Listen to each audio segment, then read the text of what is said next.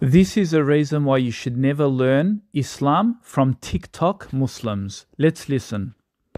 Hi guys! Can you be black and Muslim? Yes. Can you be white and Muslim? Yes. Can you be a Muslim without wearing the hijab or the niqab? Of course, girls. You guys, you don't have to be a certain race or sexual orientation or wear certain type of clothing to be a Muslim. A Muslim is a believer who believes in the oneness of God and believes that the Prophet Muhammad sallallahu alaihi wasallam was the last messenger. That's all. Okay, bye. Okay, so notice the deception here. The deception was, can you be black and Muslim? Can you be white and Muslim?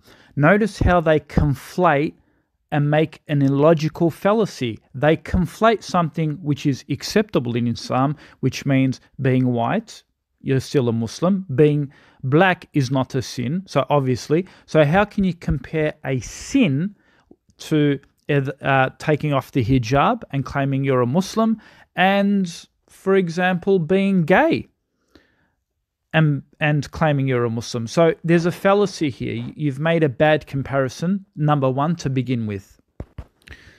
Secondly, when you say you can be, gives the impression under Islam you have the Islamic right to commit a sin.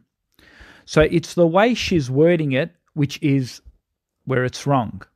Rather, what she should be saying is, if you sin and fall into homosexuality or remove your hijab, are you still within the fold of Islam?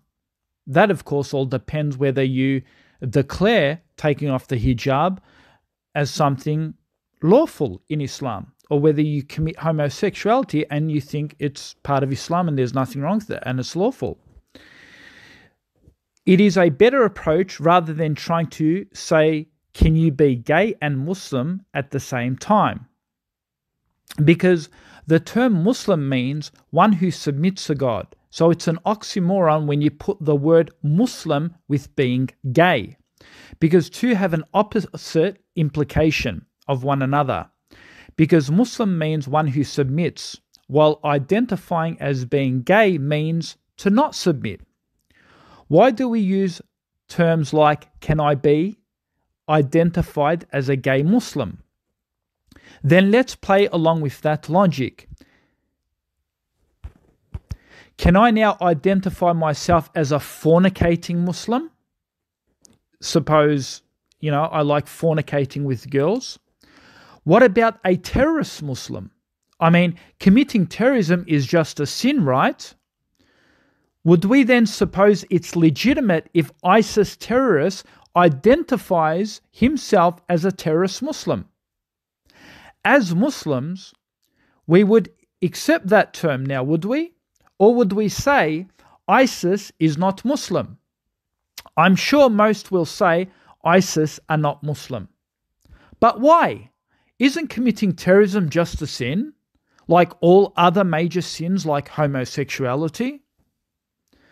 So then, according to the logic, if a gay person identifies as being a gay Muslim, then a terrorist can also identify himself as a terrorist Muslim.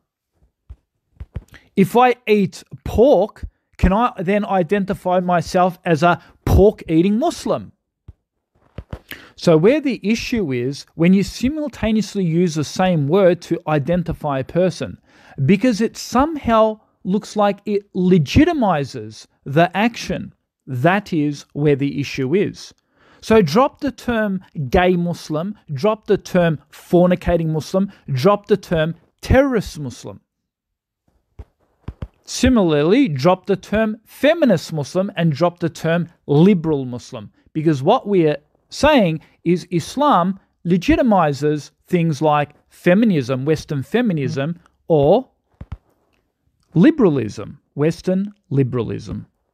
And the other deception is when she says a Muslim is someone who believes in Allah and the Prophet Muhammad sallallahu alaihi wasallam. But this is a deception because it's not just about believing in Allah and the Messenger, whether Allah exists or not, or whether you accept the Prophet's word or not, or his existence, or whether you accept his prophecy. It's also about their teachings.